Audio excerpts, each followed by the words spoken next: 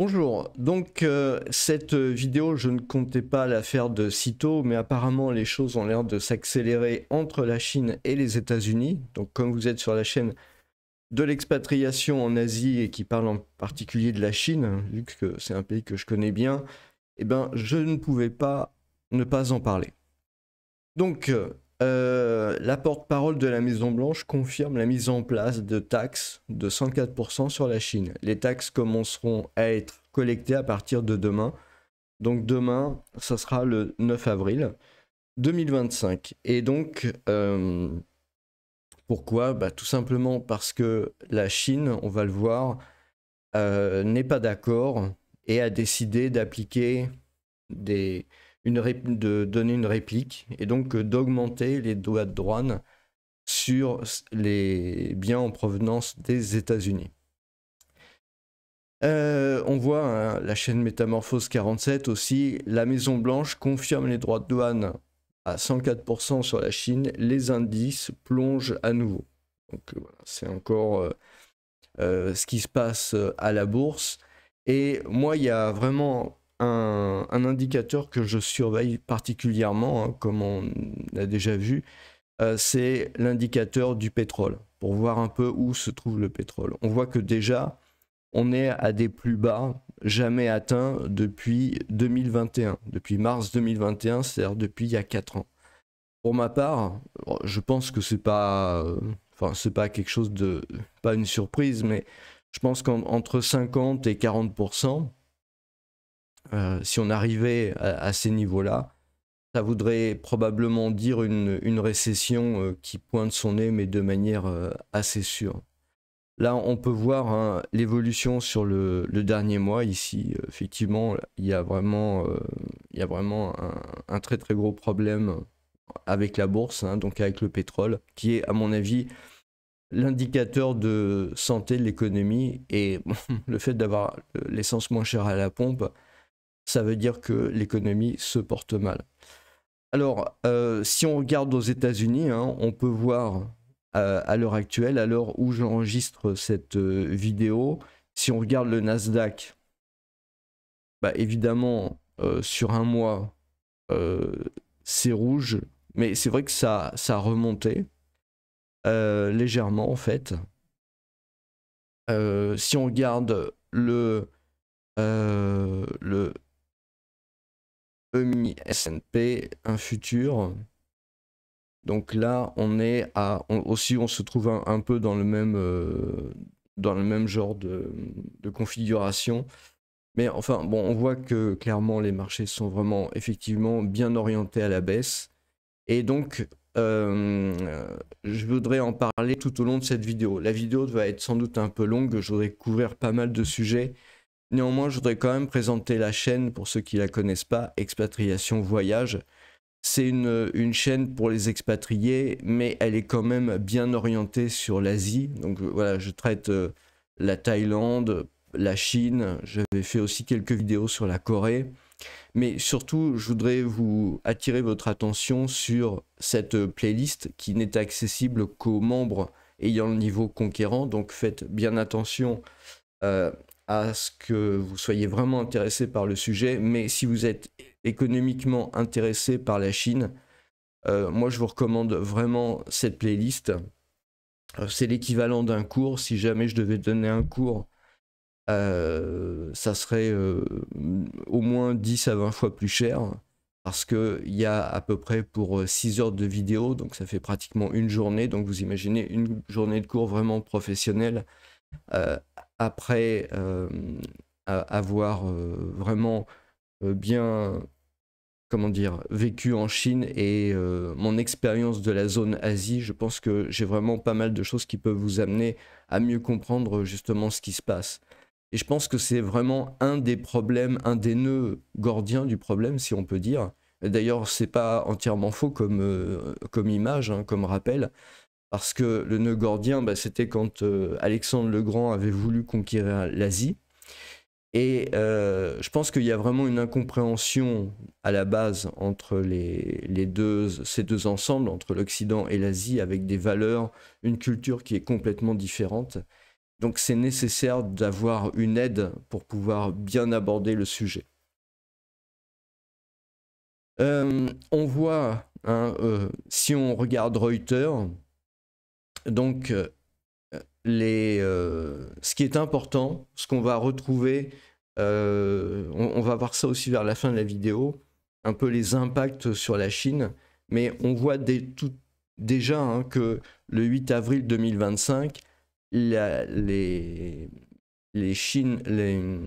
entreprises d'État chinoises, elles veulent booster le rachat d'actions de manière à calmer les marchés. Parce que ça, c'est vraiment quelque chose d'important. Il faut bien comprendre qu'il y a quand même pas mal de Chinois qui ont investi en bourse et ils ne tiennent pas à ce que les marchés s'effondrent à cause de ça. Une des préoccupations complètement ignorées en Occident de par les médias, mais encore une fois, je ne pense pas que ce soit une théorie du complot ou une conspiration. Je pense que c'est tout simplement l'ignorance un peu de ce qui se passe au loin. Eh bien, fait que une des caractéristiques de la Chine, c'est que les gouvernements font toujours très très attention au peuple. Alors certains vont dire non, c'est pas vrai, etc. Mais bon, moi je vous le dis, après ensuite vous le croyez ou vous le croyez pas, hein, je veux dire, voilà. Mais si vous voulez, le problème de la Chine, c'est que ça a toujours été un pays assez remuant.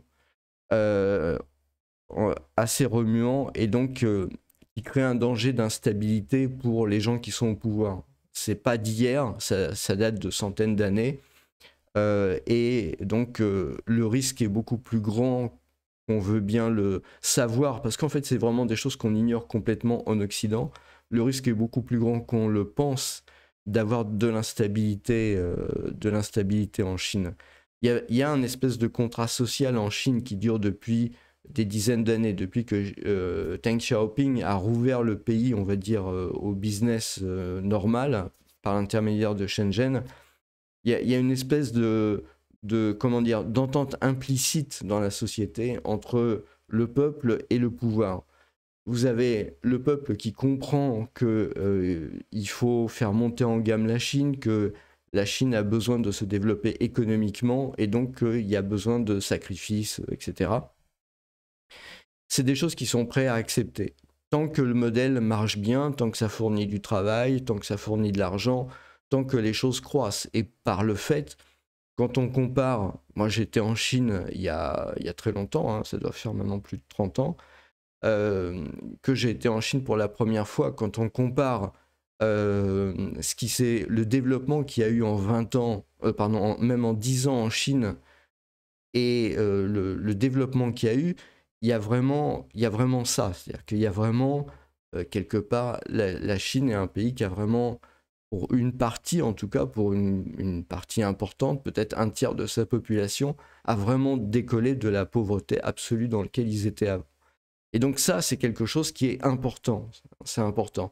Mais il n'en demeure pas moins que la Chine, éventuellement, c'est un pays qui peut avoir de très fortes individualités qui sont généralement portées par des familles, et c'est très très important, mais ça, les médias ignorent complètement ce sujet, ce qui est absolument fondamental.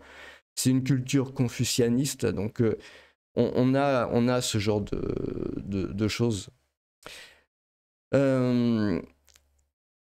Les États-Unis donc mettent en place 104% de tarifs sur la Chine et disent vouloir discuter avec les autres pays.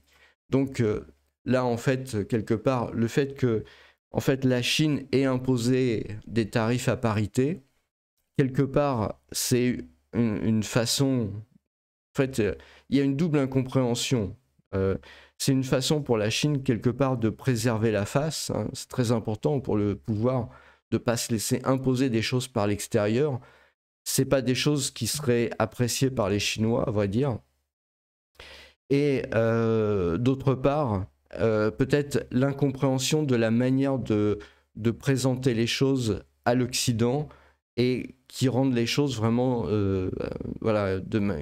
qui rendent les choses comme un engrenage assez implacable. Parce que moi, j'avais pas trop suivi de manière très détaillée cette histoire, Mais en fait, ça vient de loin. C'est implémenté dans la politique de Trump, quelque part.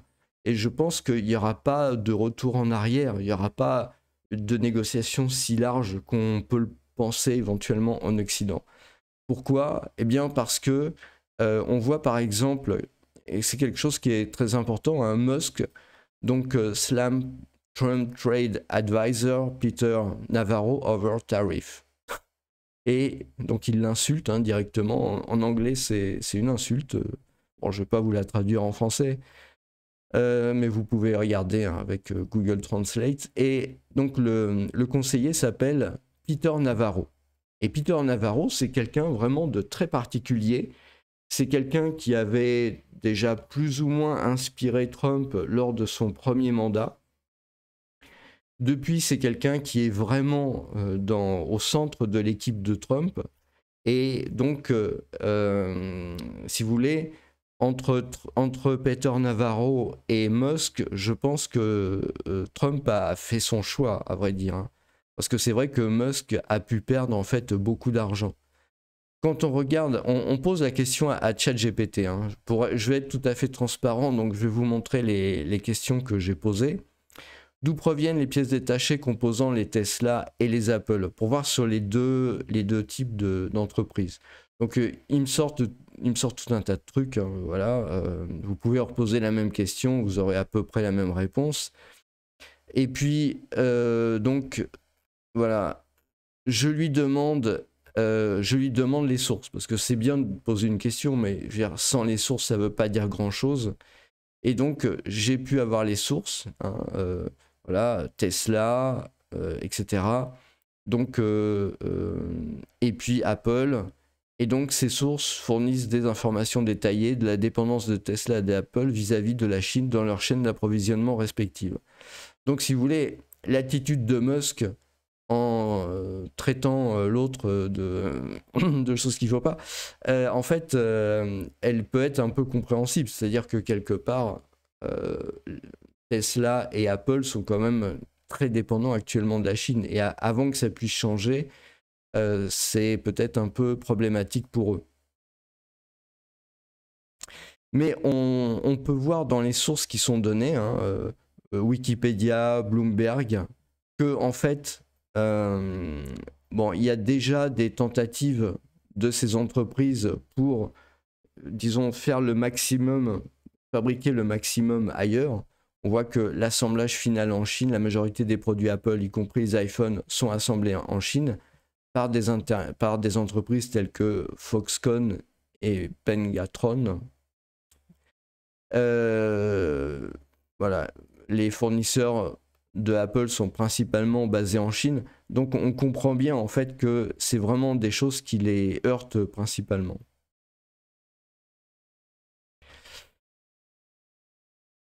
Et donc on peut voir quel est l'impact de cette histoire sur la Chine et le futur de la chaîne de production globale, de la chaîne de production mondialisée. Donc je vous recommande d'aller lire cet article complètement. Il date du 4 février 2025, mais moi j'ai souligné des choses intéressantes. Donc il parle là, si jamais il y a des tarifs qui sont très différenciés, et c'est le cas, maintenant c'est le cas au 8 avril, sur la Chine comparé aux autres pays émergents, par exemple 70, et là c'est ce qui se passe, puisque la Chine elle est à 100, les autres pays émergents sont plus hauts, mais je pense qu'un certain nombre vont arriver quand même à négocier. Il va y avoir un fort courant de diversification et créer des incitations à reconstituer les chaînes de développement en Asie, en Europe et en Amérique latine. Donc ça veut dire que c'est pas nécessairement les États-Unis qui vont en profiter, mais en tout cas la Chine elle va perdre. Et au bénéfice de qui?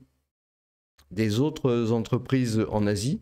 Mais on a vu que dans une précédente vidéo, qu'en Asie, en fait, il y avait eu une alliance entre la Chine, le Japon et la Corée du Sud pour un marché libre. c'est quelque chose auquel il faut prêter vraiment très grande attention. Je veux dire, l'avenir se joue de cette manière-là. C'est-à-dire que si les États-Unis n'arrivent pas à casser ce marché libre naissant entre le Japon, la Corée du Sud et la Chine, ce qui va se passer, bah, c'est qu'il y aura vraiment comme ça un marché libre entre eux, et les États-Unis, bah, petit à petit, seront mis de côté. Le problème de ce qui vient de se passer avec Trump, c'est qu'il y a eu des décisions soudaines. Alors, ça peut être utile. Moi, je pense que c'est un bon outil de négociation, d'avoir des décisions soudaines de cette façon-là. Le problème, c'est que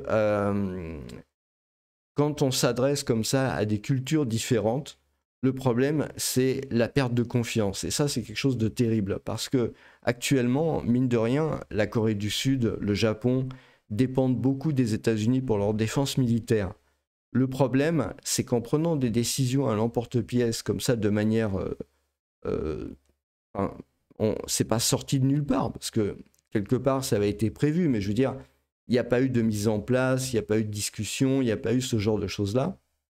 Donc le fait de ramener quelque chose comme ça brutalement sur la table fait que ce qui risque de se passer, c'est que les États-Unis risquent de s'aliéner justement les gens qui se trouvent en Asie. Donc ça veut dire la Corée du Sud, ça veut dire le Japon, le Vietnam, la Thaïlande, et il faut voir pour les Philippines, l'Indonésie. On a vu qu'il y avait une interview du Premier ministre singapourien qui quand même préparait les Singapouriens, disons, à des lendemains difficiles. Donc voilà, je pense que peut-être il y a quelque chose qui n'a pas été vu au niveau de l'administration Trump sur ce sujet-là spécifique, en fait, d'un éventuel retournement d'alliance. Voilà. Alors là encore, je veux dire, si on s'arrête au cliché, on pense que c'est pas possible, mais les cultures en Asie ont plus en commun qu'avec les Occidentaux. Donc, quelque part, quand il se passe comme ça des grosses pertes de confiance, voilà ce qui peut arriver. Donc, ensuite, il peut y avoir une diversification vers l'Europe. Éventuellement, ça peut être une possibilité. Vers l'Amérique latine. Donc ça, pourquoi pas, hein, parce que c'est une zone qui est quand même très, comment dire, très dépendante des États-Unis, etc. Et peut-être où, disons, les changements politiques aux États-Unis sont peut-être moins marquants et sans doute moins, comment dire, qui vont peut-être rester moins longtemps dans les mémoires qu'en Asie. Qu'est-ce qu'on peut dire? On peut dire aussi, je vous ai mis un petit encadré là sur le cadre de la Chine qui fait du e-commerce, hein. En particulier, c'est des entreprises comme Temu, etc., qui font de la livraison directe avec des produits de vraiment très faible prix.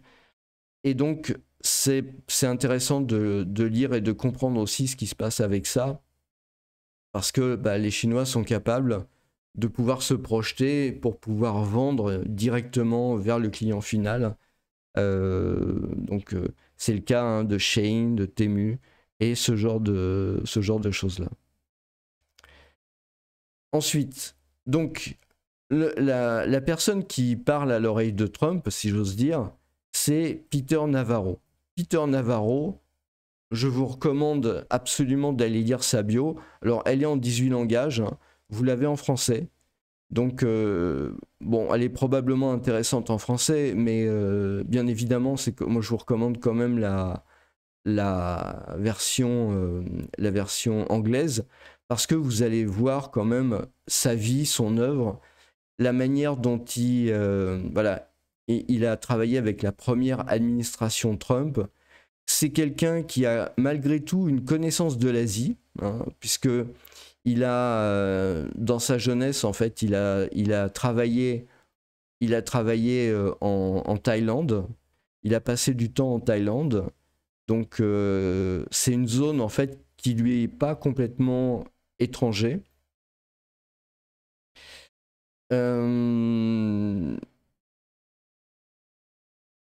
et donc, c'est un économiste, hein, c'est un économiste. Il était plutôt démocrate, en fait, et il s'est retourné vers Trump. Il s'est retourné vers Trump. Il a écrit beaucoup de choses euh, contre la Chine, hein, et à tel point d'ailleurs qu'il a été une personne interdite de séjour en Chine ou quelque chose comme ça. Enfin, il y a une décision officielle chinoise qui a été prise contre lui à cause de ses positions sur la Chine.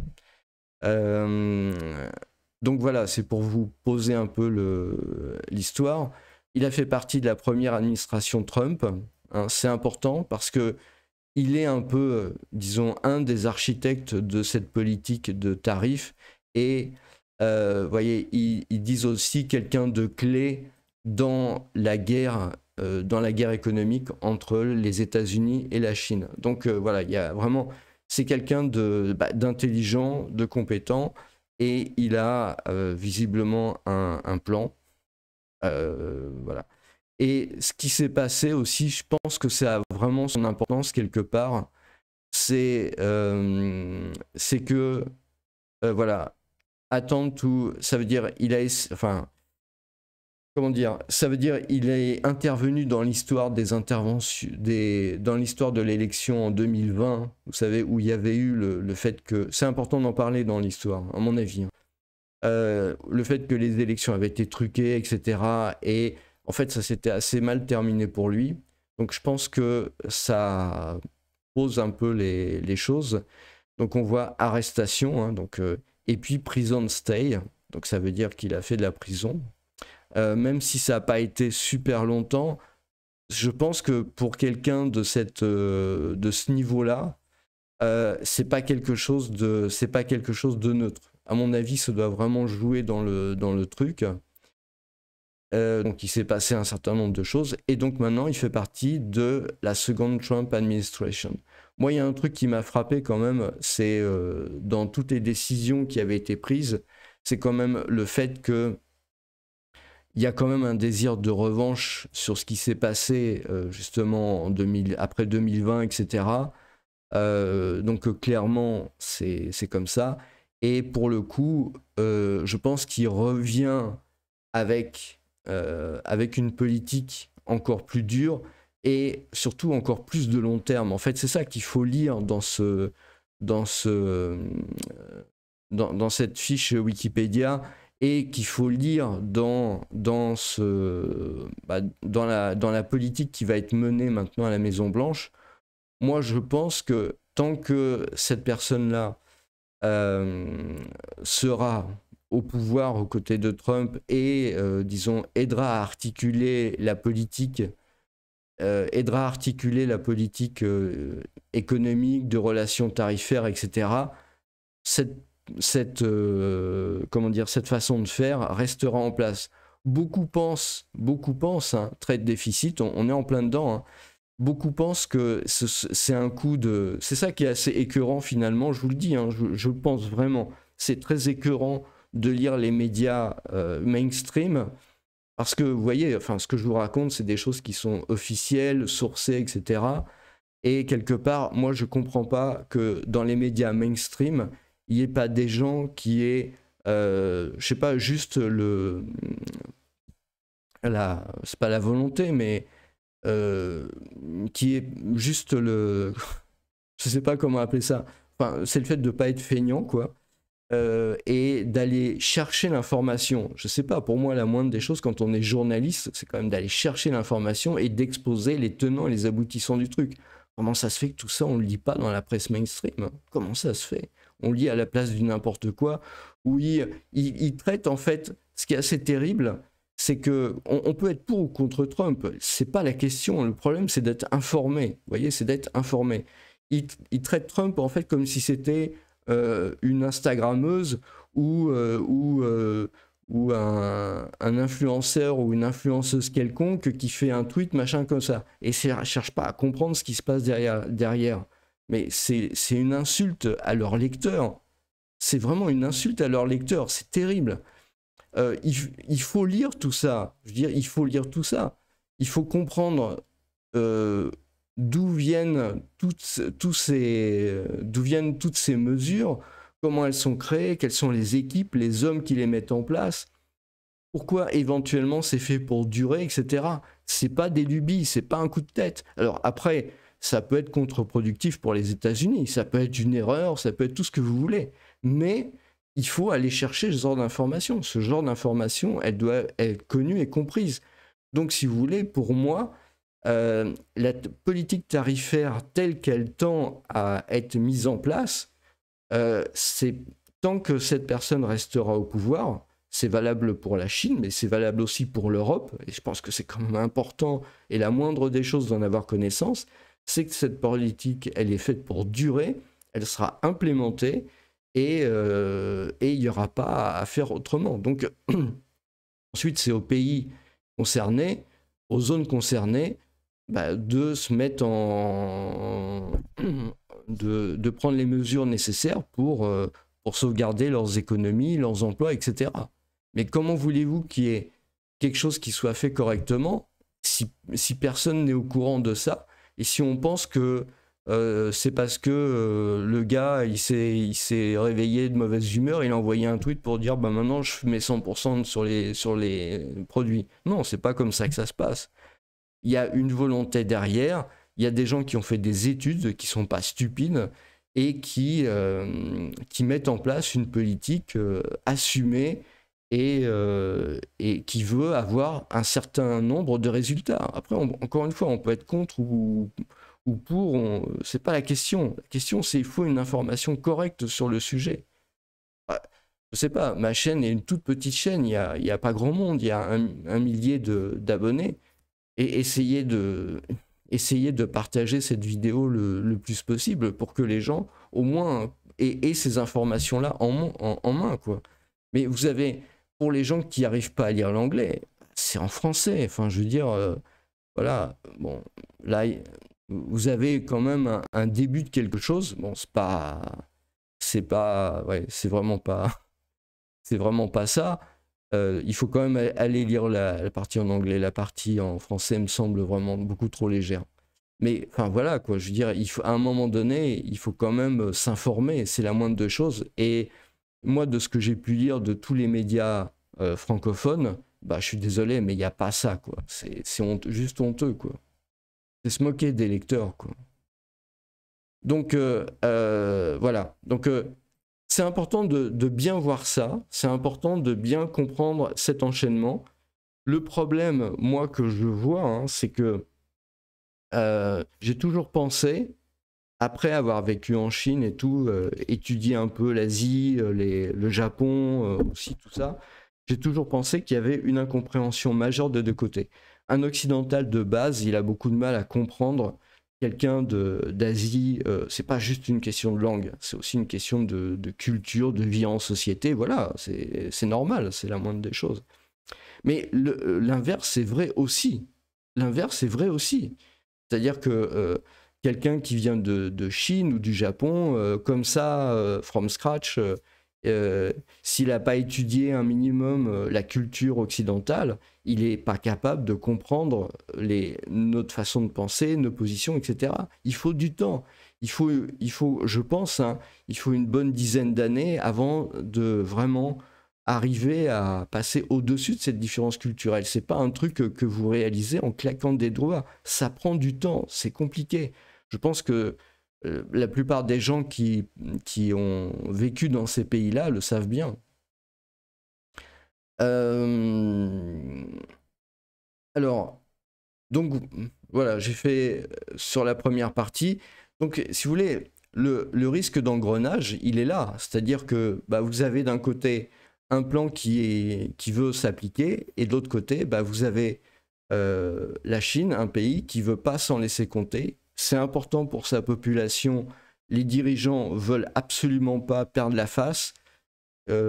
C'est probablement ce qu'ils veulent le moins, parce qu'ils ont bien conscience que en Asie, la perte de face, c'est la perte du pouvoir. Et donc ça, c'est quelque chose qui ne leur est pas supportable. Donc il y aura toujours, en apparence en tout cas, en apparence, il y aura toujours une surenchère, nécessairement.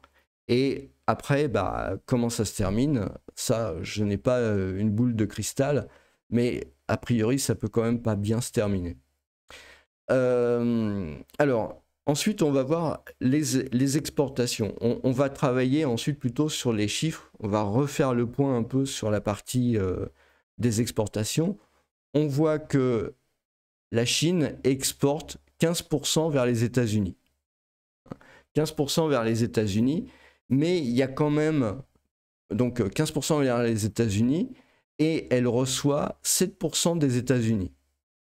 Bon, mais il y a quand même, on va dire, une partie de tout ça où c'est juste quelque part je reçois quelque chose et je renvoie quelque chose. Parce que comme on l'a vu précédemment dans l'article que je vous avais montré là, en fait, c'est qu'il y a beaucoup d'assemblages qui sont faits en Chine. Donc ça veut dire qu'il y a éventuellement des pièces qui viennent d'ailleurs, qui éventuellement peuvent venir du Japon, hein, de Corée du Sud, de Taïwan même. Parce qu'il ne faut pas croire, mais il y a quand même pas mal de business aussi qui se fait avec Taïwan, hein, dans le domaine de la tech. Donc là, j'arrive pas à retrouver donc China. A priori, alors est-ce que ça, China, est-ce que ça veut dire Taïwan et Hong Kong ou bon, je passe rapidement là. Hong Kong est là. Donc Hong Kong, il y a des choses qui arrivent par Hong Kong et normalement, peut-être Taïwan, hein.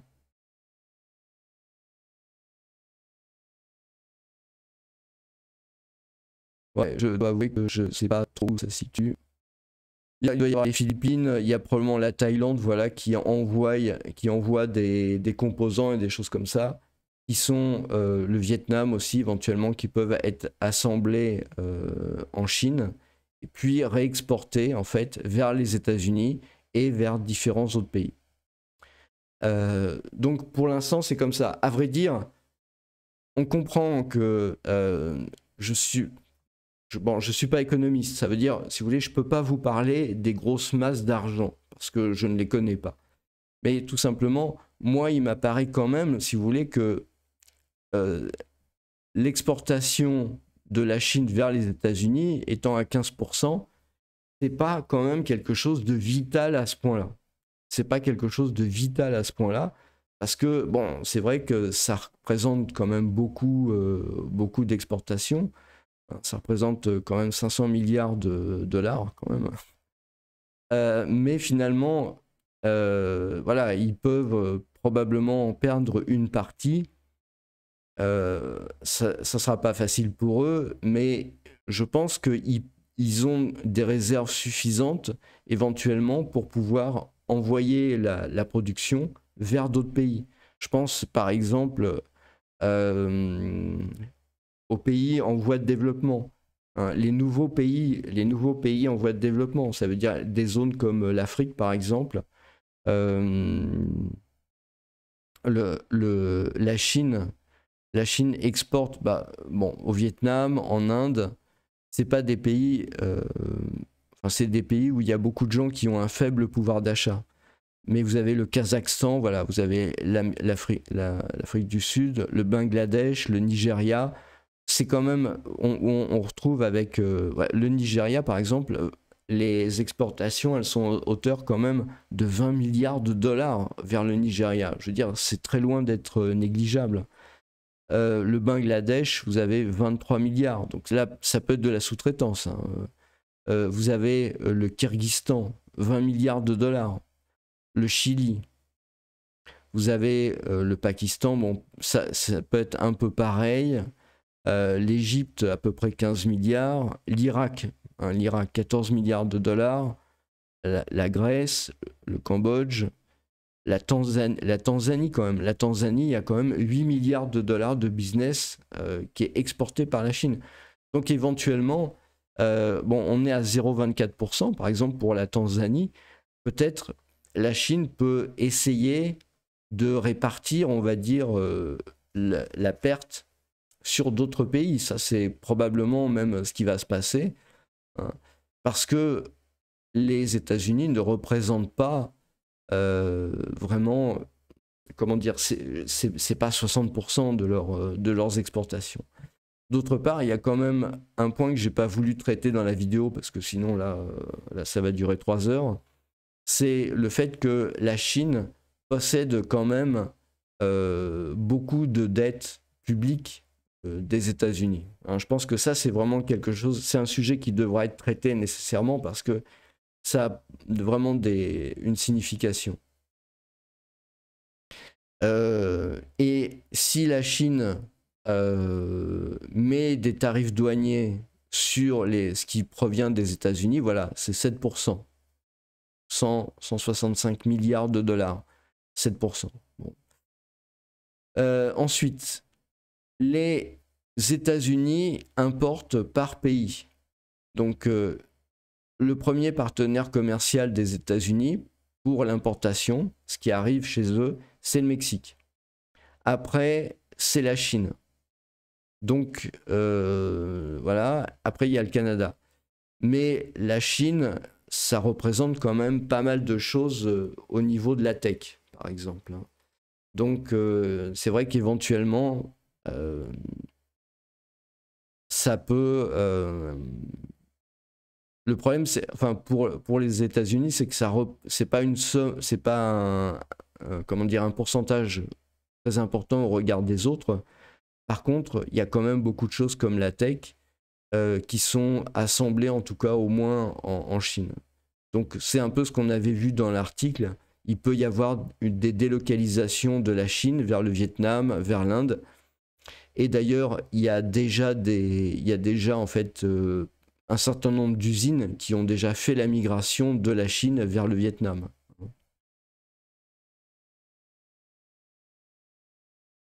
Alors, maintenant qu'on a vu l'aspect économique, qu'on a vu un peu l'aspect des échanges, etc., je pense que c'est vraiment intéressant de se pencher maintenant sur l'aspect, on va dire, plus social. Parce que, quelque part, si vous voulez, on voit bien dans les chiffres que, ok, il y a une guerre des tarifs, il y a un risque de récession, on voit les prix du pétrole qui se cassent la figure.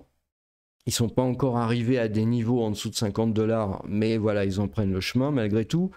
On a en même temps une administration aux États-Unis qui est une administration qui lâchera probablement pas le bout de gras.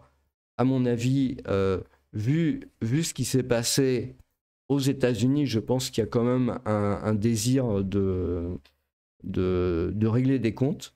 Et ça veut dire que pour moi, Musk n'est pas la personne qui est la plus influente dans les gens qui entourent Trump. Donc je pense que ça risque d'aller quand même relativement loin.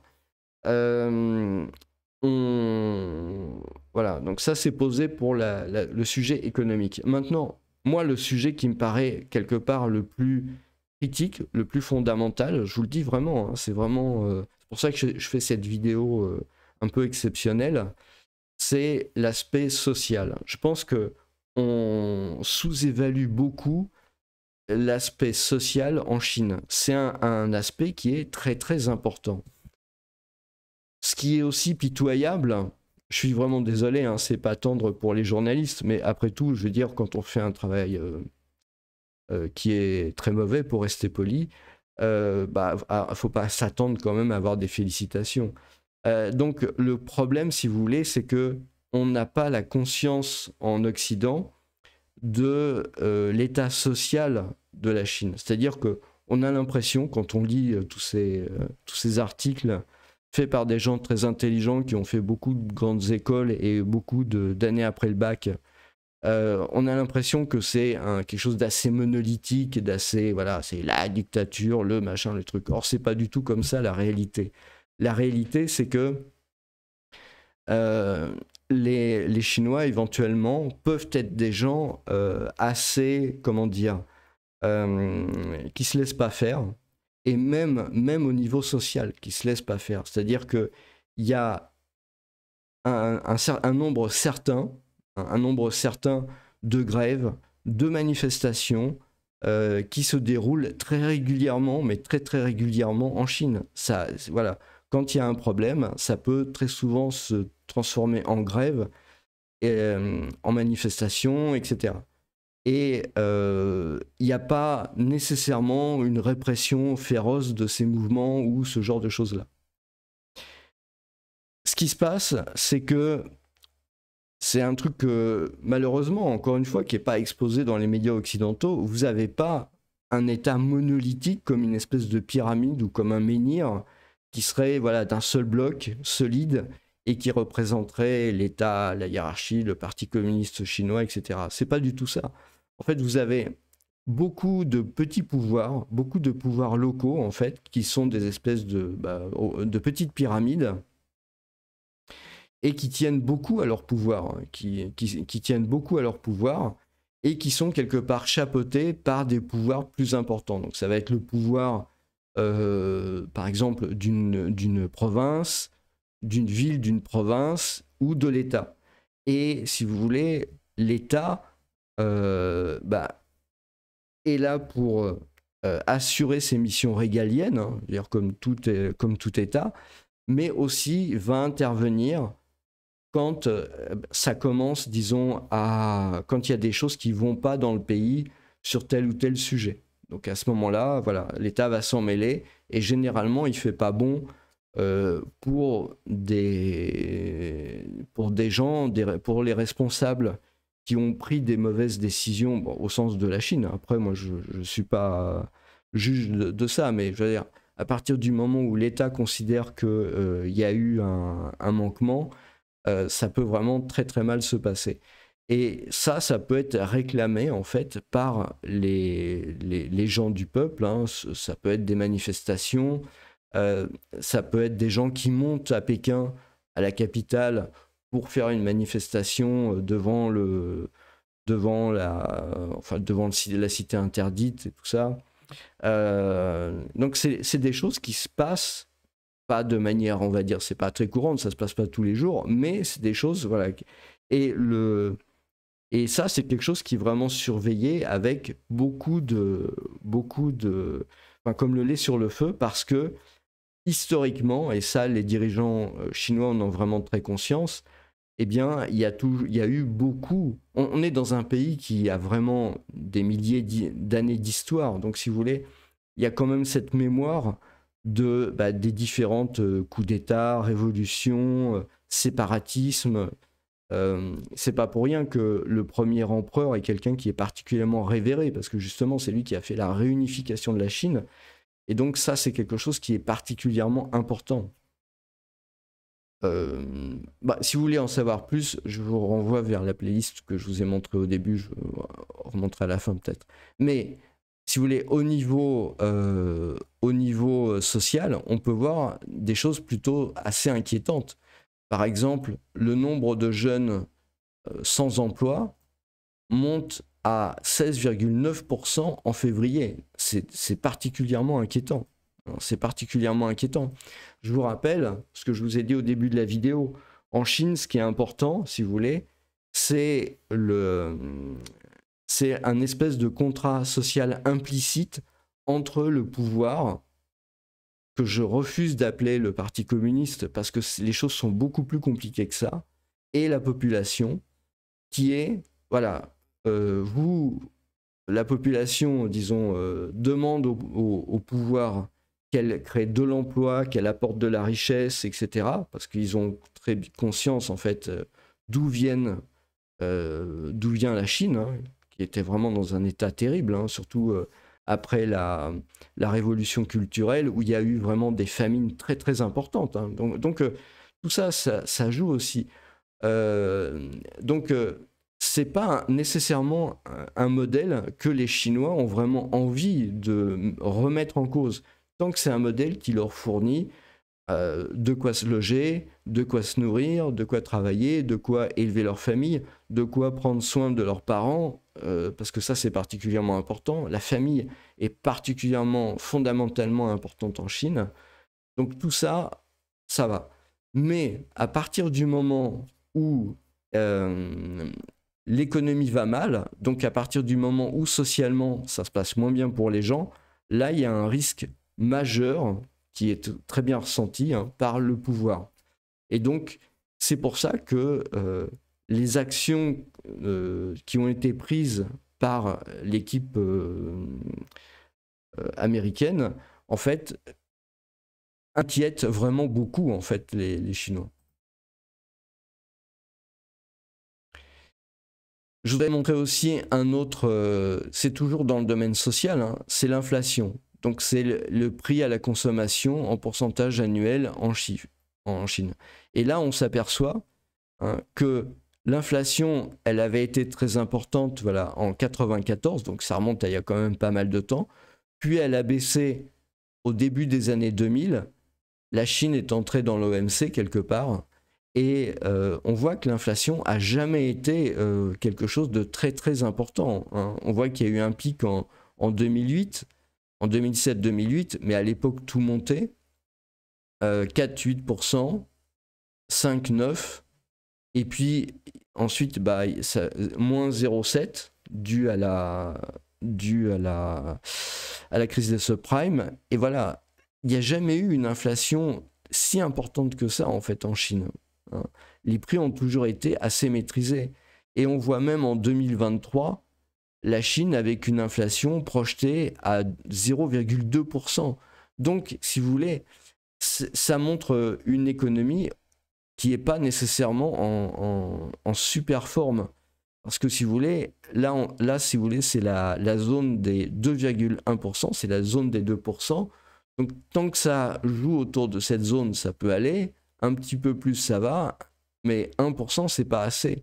Le risque, c'est de tomber dans de la déflation. Et c'est un peu le schéma qu'avait connu le Japon dans les années 90, qui leur a fait vraiment beaucoup de mal. Et donc, ça, c'est un autre indicateur qui est assez inquiétant sur le sujet. Donc, on a vu le chômage, on a vu l'inflation.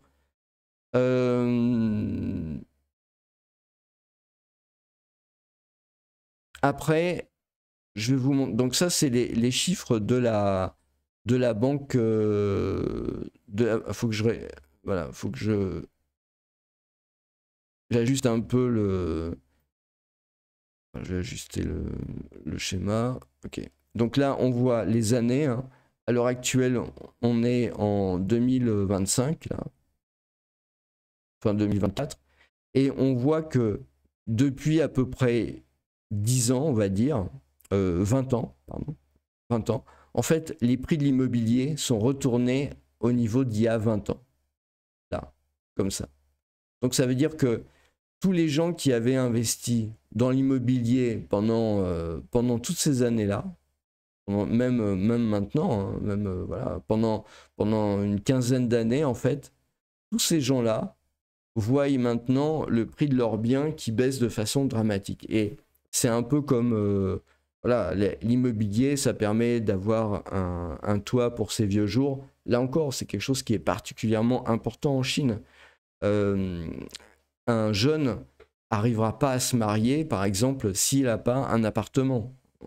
Enfin, bon, c'est peut-être pas une généralité, mais en tout cas, c'est quelque chose qui est vraiment très important, surtout dans la partie un plus riche de la Chine.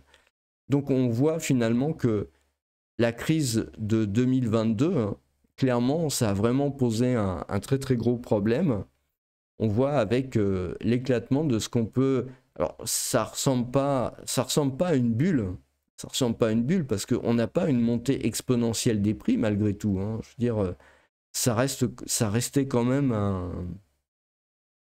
une augmentation limitée, mais on voit qu'à un moment donné, l'économie suit plus.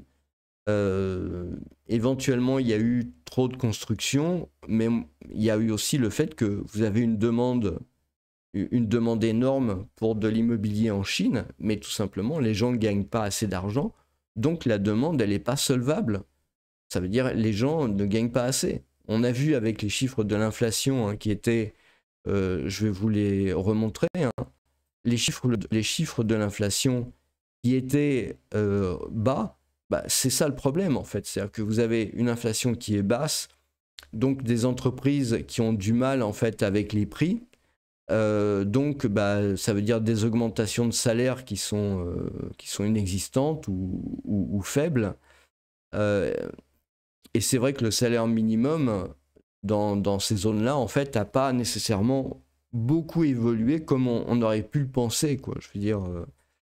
Donc voilà, ça c'est un autre, c'est vraiment un autre très gros souci. Donc quand on met ensemble en fait tout ça, donc le chômage et le chômage des jeunes, le fait aussi peut-être d'avoir du mal à trouver pour se marier, hein, c'est peut-être pas si évident que ça. Il y a un déséquilibre qui existe entre le nombre d'hommes et le nombre de femmes, donc voilà. Vous avez donc une inflation qui est quand même relativement basse. Vous avez un problème de prix de l'immobilier, donc ça veut dire bah, problème pour investir, etc. Euh, Au final, vous avez quand même un pays qui a quand même bien réussi, parce que je veux dire, c'était vraiment pas évident que sur une trentaine d'années, la Chine puisse se développer de cette manière-là, de manière aussi importante. Euh, et maintenant, donc, avec cette histoire de guerre commerciale, tout dépend comment ça va être négocié. C'est-à-dire que pour l'instant, on ne peut pas vraiment savoir. En fait, tout va se jouer sur, sur la, comment dire, sur la capacité des Américains à isoler la Chine. Je pense que c'est vraiment le sujet, économiquement parlant. Je pense que, si vous voulez, vu l'équipe, vu la politique des États-Unis, etc., voilà. Est-ce que, économiquement parlant, en tout cas, les États-Unis arriveront à isoler la Chine du reste du monde avec cette guerre commerciale? Si oui, à ce moment-là, ça risque de assez mal tourner en Chine. Ça risque d'être très compliqué, en fait, socialement parlant. Euh, voilà. Et si, au contraire, les États-Unis n'arrivent pas à isoler la Chine du reste du monde, donc ça veut dire que ça sera difficile, les Chinois pourront comprendre. Mais malgré tout, ils pourront quand même continuer à faire du business et bah, voilà, passer cette période un peu difficile. Puis je dirais, à la limite, même c'est plutôt, comment dire, un argument pour eux de dire, bah, vous voyez, on passe une période difficile parce qu'on est attaqué par les méchants, par les méchants américains. Donc, on passe une période difficile, euh, mais on va arriver à passer au-delà. Impliquer pas mal d'autres pays, pas mal d'autres zones, parce que c'est quand même une puissance commerciale et financière très très importante. Hein. Ils peuvent très bien financer, comme ils l'ont déjà fait, hein, par exemple avec Huawei. Huawei, c'est le fabricant bien connu évidemment de téléphones. Ils ont déjà, et d'équipements informatiques, hein, ils ont en fait beaucoup financé quelque part en donnant du crédit aux pays africains pour développer leur propre réseau, etc. Et une fois en fait que le truc a été bien mis en place, ils ont pu aller euh, monter en gamme sur les pays européens, etc. Donc avec le trésor de guerre qu'ils ont quelque part, ils peuvent encore refaire ce genre de choses-là, c'est-à-dire aller à l'extérieur pour développer leur business hors les États-Unis, peut-être hors de la zone d'influence des États-Unis, parce que j'imagine très mal qu'après un épisode comme ça, il n'y ait pas des pressions de la part des États-Unis pour isoler la Chine, hein, clairement, voilà. Et donc, voilà, c'est un peu ce que je vois pour l'instant. C'est-à-dire, et donc, ils pourraient, comme ça, en fournissant du crédit, faire acheter à l'extérieur. Ça, c'est le premier point. Le deuxième point, c'est qu'ils peuvent développer leur marché intérieur, hein, qui est quand même, très très important, leur marché vraiment intérieur à la Chine, où il y a encore du développement à faire, hein, mine de rien. Il y a quand même 2 tiers de la population qui sont vraiment très pauvres. Et puis, il y a, disons, un marché, une espèce de marché intermédiaire qui va être, qui va être proche. Donc, ça veut dire euh, l'Asie centrale, évidemment la Russie, l'Inde, tous les pays du pourtour, hein, la Thaïlande, le Laos, le Vietnam, euh, la, la Corée du Sud, éventuellement le Japon. Bon. Voilà, tout ça, ça va dépendre en fait de la volonté des Américains à isoler la Chine et de leur succès dans ce domaine. Donc voilà un peu ma façon de voir les choses. Euh, voilà, je pense que déjà, ça me paraît être un bon point d'étape de réaction justement au fait que les États-Unis veulent appliquer 100%. Euh, et donc, il y aura probablement une réaction derrière. Enfin, je veux dire, ça me paraît illusoire de penser qu'il y aura pas de réaction. Ça peut être des réactions assez dures, économiquement assez dures, je pense. Mais bon. Donc, je voudrais quand même, encore une fois, réattirer votre attention sur la playlist, hein, dans laquelle j'ai logé un certain nombre de vidéos. Vous avez pour 6 heures de cours et de formation sur la Chine, le monde chinois. Donc ça peut vous permettre dans ces périodes-là de mieux comprendre ce qui se passe en Chine. C'est vraiment à mon avis quelque chose d'indispensable. C'est pas le genre d'opinion que vous allez retrouver dans les médias mainstream, hein, ça je pense que vous l'avez compris. Mais par contre, voilà, c'est vraiment euh, nécessairement original. Bon, ça s'appuie quand même, hein, sur des écrits, sur des livres, sur des gens qui ont réfléchi aussi à la Chine, et sur une pratique réussite de cette zone-là, c'est-à-dire la Chine, le Japon. Je pense que c'est vraiment indispensable pour avoir une bonne analyse, si vous voulez, de la zone et de la Chine en particulier, de aussi comprendre le Japon, parce que à une époque, le Japon a récupéré toute sa culture de la Chine. C'était il y a quelques centaines d'années, et ça donne quelque part une vision sous 2 angles de cette culture chinoise, qui est important de comprendre dans le monde dans lequel on vit, et de plus en plus, parce que, comme on le voit, hein, je veux dire, on ne peut pas se passer de la compréhension. Si vous voulez, si vous voulez vous expatrier en Chine, si vous voulez faire du business en Chine ou avec le monde chinois, c'est vraiment fondamental de comprendre tout ça. Voilà. Cela dit, je pense que vous l'aurez compris, cette vidéo, elle est faite pour vous expliquer les choses, pour vous pour vous les montrer, pour vous les démontrer. En aucun cas, cette vidéo et toutes les vidéos que je fais sont des vidéos pour vous inciter à vous expatrier en Chine. C'est pas du tout ma volonté. Moi, je suis juste dans l'explication, dans essayer de vous faire comprendre, essayer de vous apporter quelque chose de nouveau par rapport à ce que vous pouvez lire par ailleurs. Mais je me garderai vraiment beaucoup, pour la Chine, de vous conseiller une expatriation là-bas. D'ailleurs, pour d'autres pays en Asie, je me garderai bien de vous faire ce conseil. Parce que je pense que c'est pas quelque chose qui se conseille, si vous voulez. L'Asie, c'est vraiment une culture qui est très particulière, qui est complexe, que il faut apprendre à connaître, il faut probablement aimer apprendre à connaître ça. Et à ce moment-là, vous prenez votre décision en fonction de aller en Asie parce que ça coûte moins cher, parce que la vie est plus facile, machin, etc. Pour moi, c'est quelque chose qui est absolument pas raisonnable.